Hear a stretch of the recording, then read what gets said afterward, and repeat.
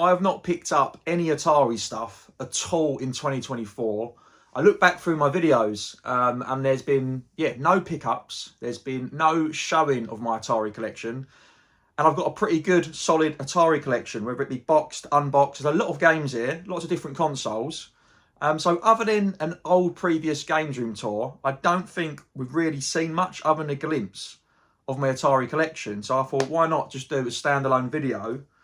A little bit niche these days, to be honest with you. I mean, there's probably everyone of the age of 40 and above brought the Nintendo Switch Atari collection game. I probably should have grabbed that out, but you've all seen that, the little golden sort of Atari Classics collection of a certain age. We all went and grabbed that. But yeah, I've got a lot of...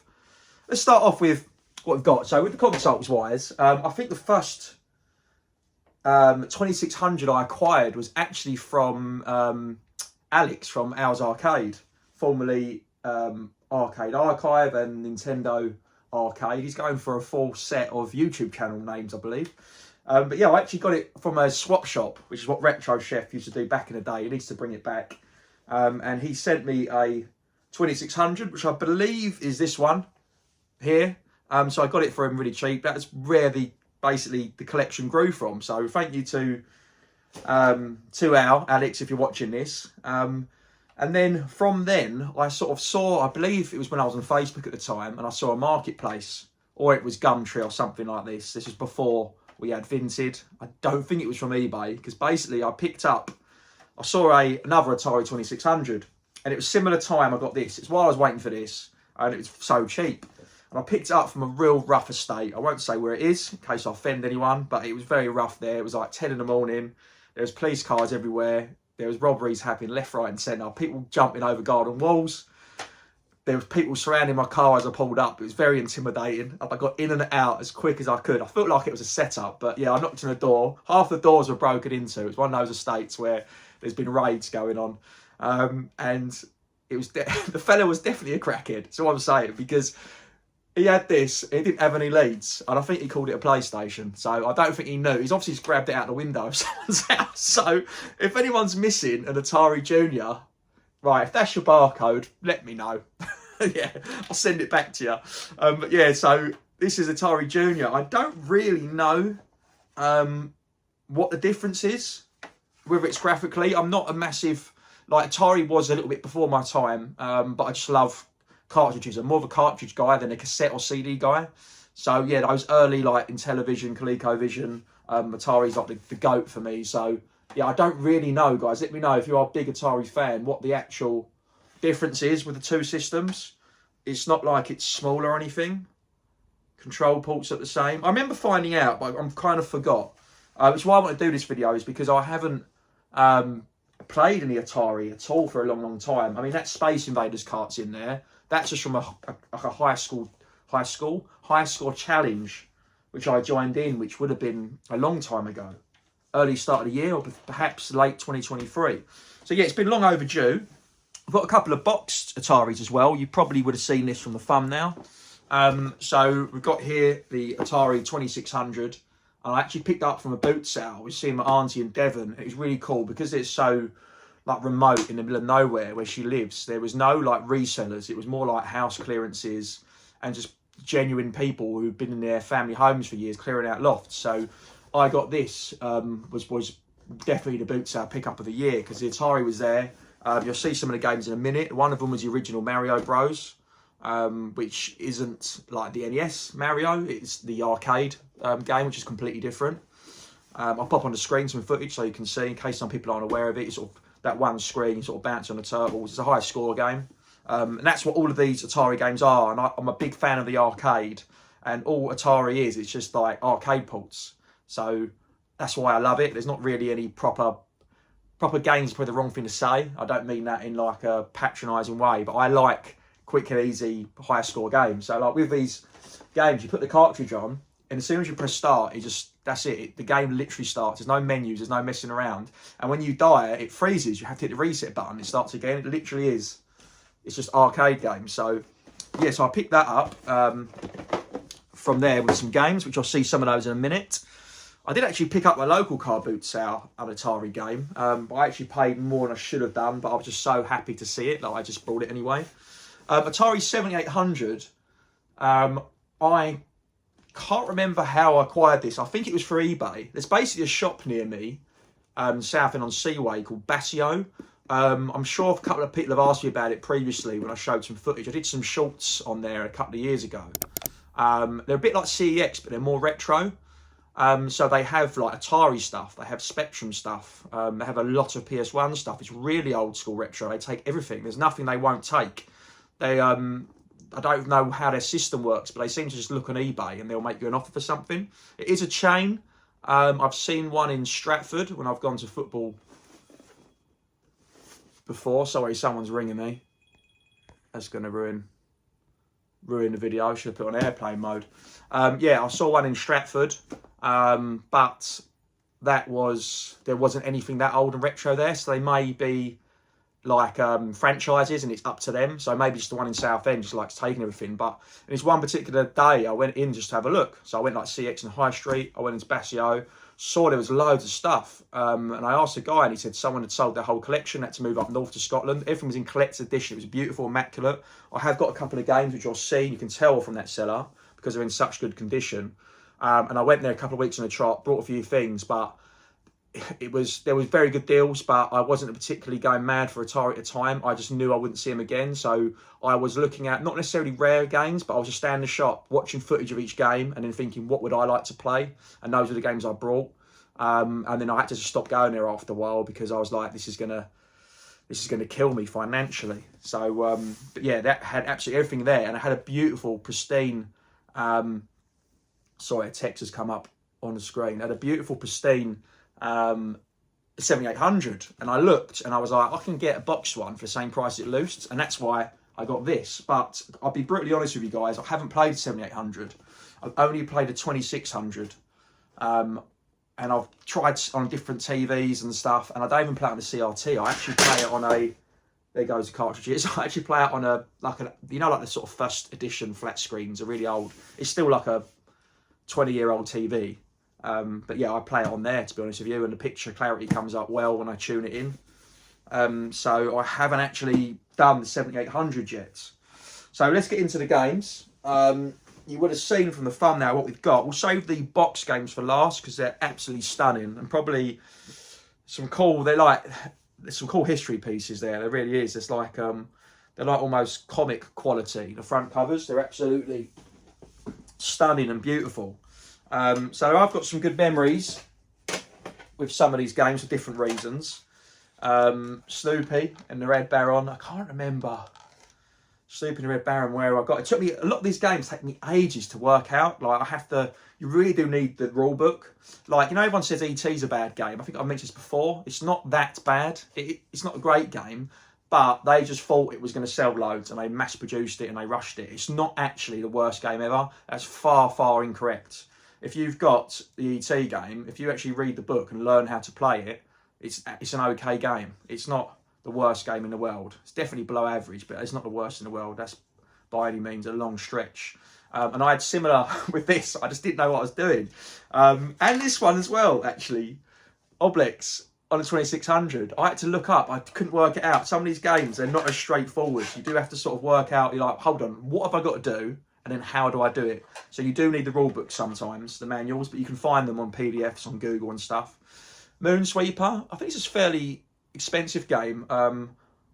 Anything white label, like the original, they're a bit like the black label of the NES. You know, and some of them are just always expensive, even though it's not a good game, like Techno Bowl or whatever it's called.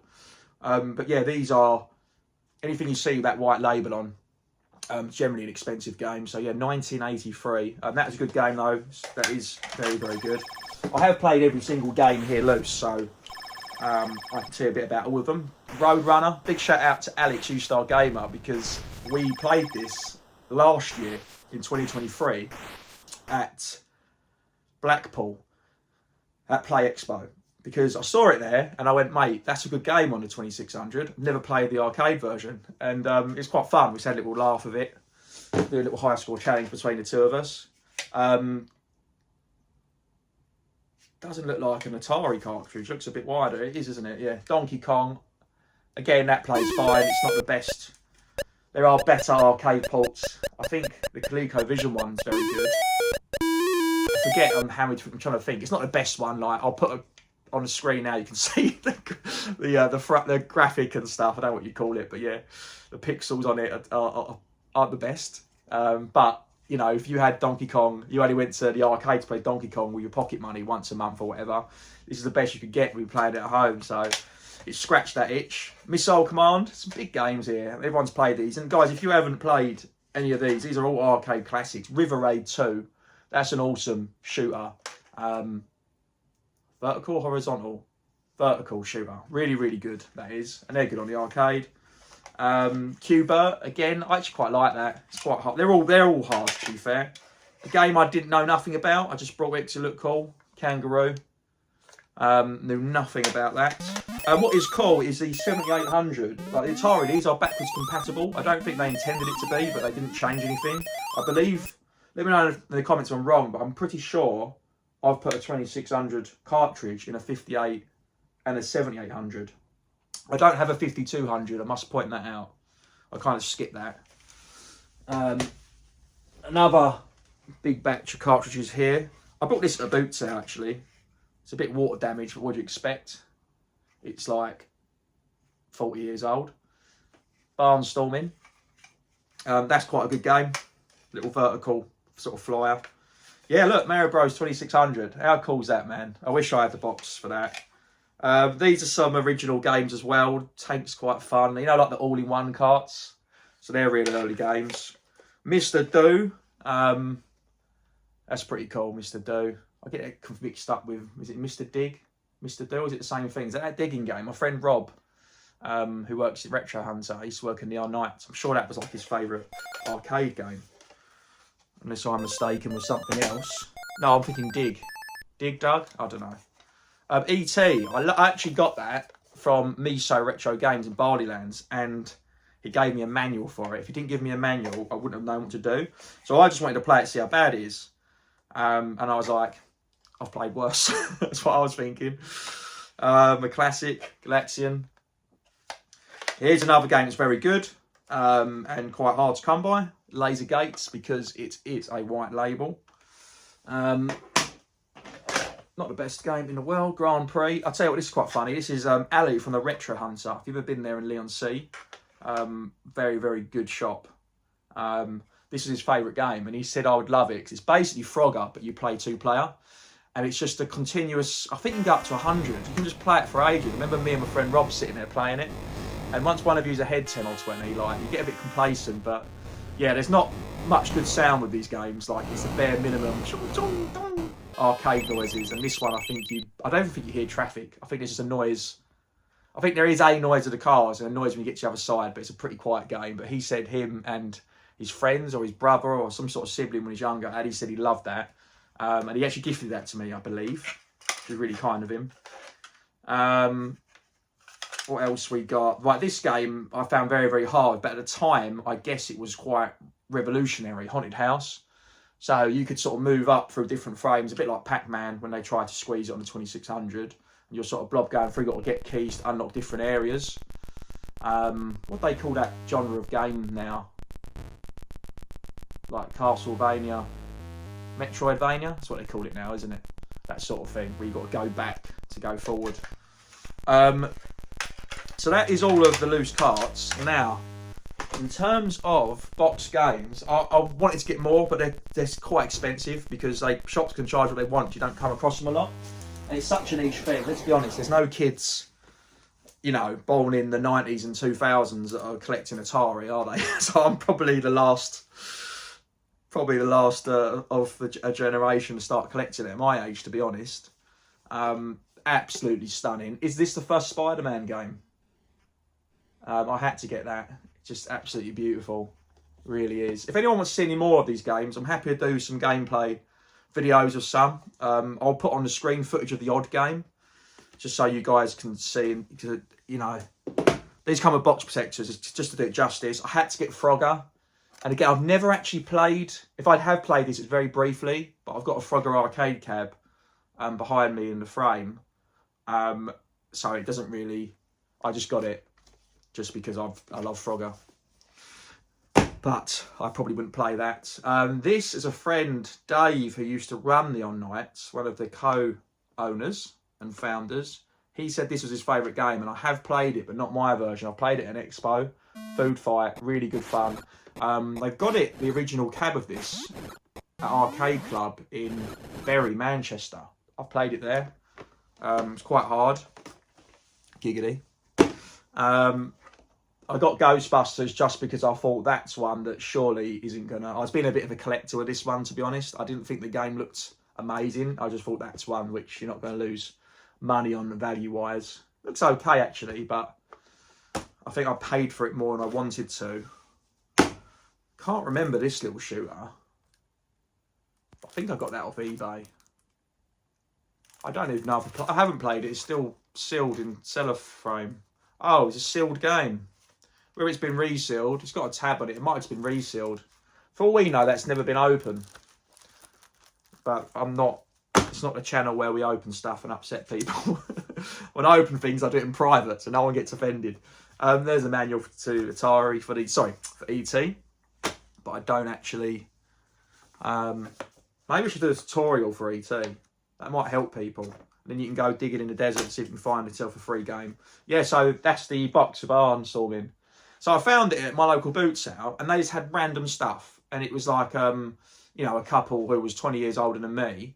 They didn't have any other computer stuff. So when I saw that, I thought, well, they're not going to know what that is. They probably think it's a VHS box. And I thought that'd be 50p or a pound. And she was really stubborn, and she wanted like 10, 15 quid for it. Which, don't get me wrong, is probably what it's worth if you find it in a shop. But it just was a bit like annoying, so I kept on trying to haggle with them, and I did pay more than I wanted to. I might have paid £7, £8, £9, £10, I can't remember. I hope I didn't pay a lot of money. I hope I didn't pay 30 quid or something. I am quite stupid, who knows. This looked really cool, but again, this is on the 7800, it's on everything. Xenophobe, is that how you say it? It's like a silent X, or you turn the X into a Z. I have seen footage of this game. I think I've played it on the 7800, so that's probably made me think why go back. Or it's built into the 7800. Maybe not this one, but on someone else's. Or this has got asteroids in. That's a great game. The actual arcade cab, Asteroids, is beautiful. It's that sort of vista. Is that what you call it? The graphics? You know, like a Vectrex, where it's like lit up. Stunning, the actual game of that. This is one I got from that. This is a beautiful game as well. It looked really interesting. So when I was looking up gaming footage in the shop of Basio a couple of years ago when I was in there, or last year, it wasn't necessarily expensive games, which were the best games. There's one called Frostbite or something, or Frost with an Eskimo on the front. That was quite expensive, but I thought it looks okay. The list looked great. Sequest. Never heard of that. Never played it in the arcade. Maybe I'll play it on the Retro Pie or Jammer Cab, whatever you want to call it. Maybe I'll find it on there. But yeah, I watched some footage of it and I thought that looks really cool.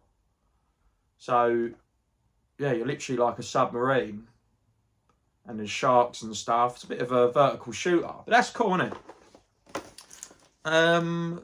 Cracked enough. I must get that from the same seller on eBay, because that's, I don't know, it's in a baggie. It's open, that one. Again, I can't remember much about that, to be honest with you. This is a great game. I played this in the arcade. Have I played it on the 7800? Choplifter, that's good fun. So I've got a few 7800 games. I think I just chose the one which were cheap and which looked fun. But yeah, that is the Atari collection, everything I've got. I've not brought any Atari, and I haven't brought a lot of stuff in 2024. I've been selling a lot of stuff and moving things on and making room.